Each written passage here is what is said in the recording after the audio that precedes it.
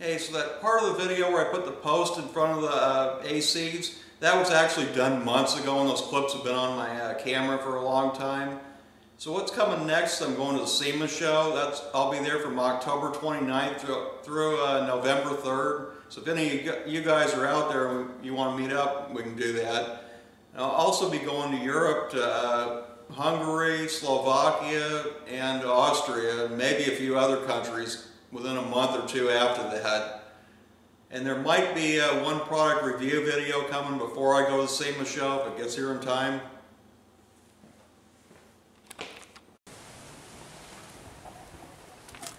Yeah, I just took and cut the cactuses down that were over here. They were a couple feet higher than the fence. Yeah, it was a lot of work to get these pieces out that grew through the fence.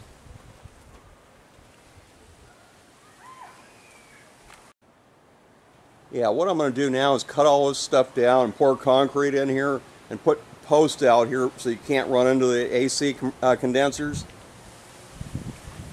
And as you can see, that one tree back there comes out right at the foundation, which is no good. It shouldn't be like that. Yeah, now you can see how close this was to the foundation.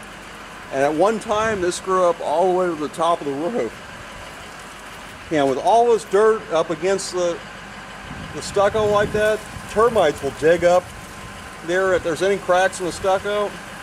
So it's not good to have all this shit here like this. Yeah, I got everything cut down.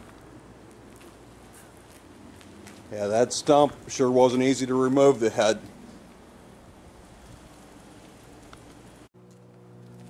Yeah, so the central AC drain line, it was in there and was buried. So I'm going to do this concrete in two sections because I can't mix that much in a wheelbarrow with a shovel all at one time. So what I'm going to do next is do the rebar in here. Then when there's days it's not too hot, I'll dig this out. Yeah, and there's real big roots in here, so it takes a while to do that. Yeah, this is some of the roots that I took out of the other side. Yeah, and after I finish this section, what I'm going to do is put two posts in the ground where you can't accidentally back into the AC. Because with all the trees here, you couldn't get too close to it before when you come out from under the carport. Yeah, I got all the rebar and the form in there. And I'll just make like a V in the concrete here so it drains. And I ground the concrete down a little bit there. Yeah, it doesn't really have enough drop to it, but the AC sits 5.5 feet off the floor, so no matter what, the water is going to come out of there. Yeah, I got one section done. This took 12 80-pound bags of concrete to do this. Yeah, I got this all dug out. It took about 5 hours to do that, to get these, it had roots in here that were 4 or 5 inches in diameter.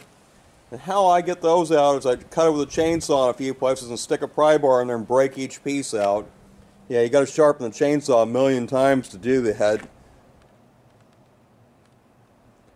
With real small stumps, I just take a sawzall and cut the roots and stick a pry bar under and push the whole piece out of there, but this, I couldn't do that. Yeah, and I got all the rebar done. Probably tomorrow I'll pour the concrete. Yeah, so I'm just getting ready to pour the concrete here. It's only 95 degrees out today.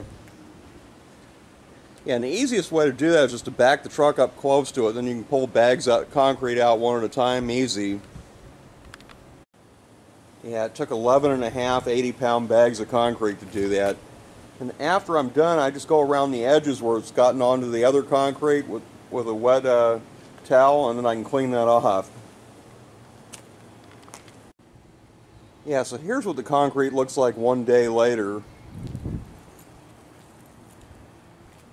Yeah, so now I'm going to mark it out where I want to cut the holes, put the two posts at. And I'm just going to lay this piece of wood on the ground and measure to the wall so I can get it straight. Yeah, and to cut the concrete, I'm just going to use a circular saw with one of these type of blades on it. I don't remember where this blade came from. It might be Harbor Freight. And you only have to cut about halfway through the concrete. Then you use a demolition hammer to stretch it out. And I'm going to use this Harbor Freight demolition hammer. And I think I paid around $150 for it. And it actually works pretty good. Yeah, I only bought it to do one job, now I'm using it again. Yeah, I got the first section cut out. And it says on those blades you can use it wet or dry, but it's best to have the hose running a little bit there, because it cuts much faster and the blade lasts a lot longer. Yeah, then what I do is spray water in the hole. It makes it much easier to dig this. I'm going to dig this by hand 3 feet deep. Yeah, so what I'm about to make the post out of it, this is a 3-inch square tube that's 1/4 inch thick. Yeah, I got the 2 posts cut out. And what this piece is that's left over is going to do is connect these 2 posts together. But I'm going to make it where it unbolts out of there, so that if you ever have to replace the AC, you can actually get to it easy without having to pick it up over this. I got this used 3/8 plate at where I bought the steel to do those brackets with. I also just cut out 4 caps to weld onto these posts. 2 of them will be down in the dirt, and the last 2 I'll weld on after the concrete's completely cured, because I'm going to fill the post full of concrete also. Yeah, I got all the pieces cut out for the brackets. 4 of these pieces I got to drill a 1/2 inch hole in it. And this last piece, I'm going to weld a piece of pipe to it so I can pack the concrete down each post good, where I can use that. Yeah, and here's what this piece looks like with that piece welded on there. Yeah, it just sits in here and you can pack the concrete down, so it'll go all the way down the tube. Yeah, and I got the brackets on 1 post. I just used a little welder on this, and I'm going to go over with a big welder when I get the other one done. Yeah, I got 1 post completely finished. And what these pieces of rebar do is so it can't slide down through the concrete, which it should never do anyways. Yeah, I got both of the posts done. Now I'm just going to make the piece that's going to go across. I just got to cut that to the length and then drill the holes in it. Yeah, I got it all made up. And I welded a T on there for top because this piece only goes in there one way if you take it out. Yeah, I still got 1 more hole I got to dig. Yeah, on both ends I took and drilled a 1/2 inch hole in it and then cut this out. That's just so when it rains the water drains out of here. I know some of you are probably going to say, why didn't I put the brackets on the other way around? This piece is real heavy and I want to be able to sit it down in there and not have to pick it up from the bottom. Yeah, I got this cut, and the best way to remove this with a small demolition hammer is just to go only back to about the center, and then after you get it all the way through, then you can go back here and these pieces break off real easy. Yeah, I just got this cabinet at Sears. The Sears store here is going out of business, and this was $179 and I got it for $49. Yeah, so I'll mount this somewhere on the wall if I can find some place to put it. So now I'm ready to put these posts in the ground. Yeah, I just bought more concrete. Yeah, it's been 95 degrees here, so I dug that hole last night at about midnight. Yeah, it fits perfect. So what I think I'm going to do is tape garbage bags around here, and I'm going to fill these posts first full of concrete. So when I'm packing this down, I'm not moving this all around after I pour the concrete down on the bottom. And I'll tape something around here just so that I don't get concrete all over this, so I'm going to paint these. And that's what that thing's going to do, is pack the concrete down. And there's a cap welded on the end, so it's not going to come out.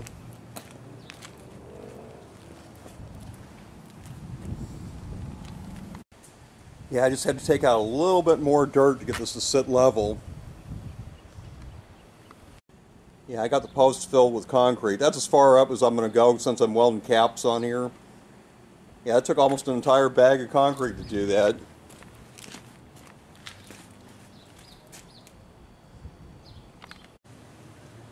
Yeah, I got it all done. It took 11 bags of concrete to fill both of those holes and the inside of the post.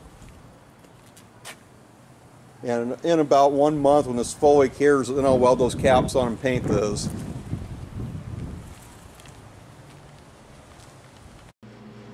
So on this cabinet, what I'm going to do is make a piece that goes in the bottom here, so you don't have to pick stuff up out of here. You can just slide stuff out. Yeah, those other 2 cabinets I have, they're a little bit different. This is up where it's level with the door. But on this it goes down in there about 2 inches. Yeah, I got the piece of plywood cut out. And I went over this with a sander because it didn't look very good. And I'm just going to screw some pieces of 2x4s on here. And then it'll sit up at the right height. Yeah, and this is how this sits in there. That makes this a lot better. We can just pull boxes and stuff right out of here. Yeah, so then what I did was just mounted 2 2x4s on the wall, and then I can screw this cabinet to it. Yeah, I just got the cabinet mounted up there. That was the only possible place I could put it. Because everything else, there's no wall space. So now I'm going to figure out what I want to put in there since all these other cabinets are way overloaded. Yeah, so now it's been 28 days since I poured this concrete. I'm going to finish welding these caps on. I just welded them on the other day a little bit, where I could still get air in there for the concrete to cure. Yeah, so I just got these caps welded on here. And I went over that with a flat disc so it's nice and smooth. Yeah, so next I'm going to wipe the whole thing down with lacquer thinner and paper towels to get any oil or grease off of it. And I'm going to paint the post with this yellow paint that I bought at O'Reilly's. They call it Daytona Yellow. And the top part of the post is going to be painted with this other paint. It's called Ford Red that came from O'Reilly's. Yeah, I got the yellow paint on there. When that dries, I'll tape it off and paint just the top of the post red. Yeah, so I got it all painted. Now I have some stickers that are reflectors that I'm going to put on that. Yeah, I don't think anyone will run into that now with those stickers are reflectors.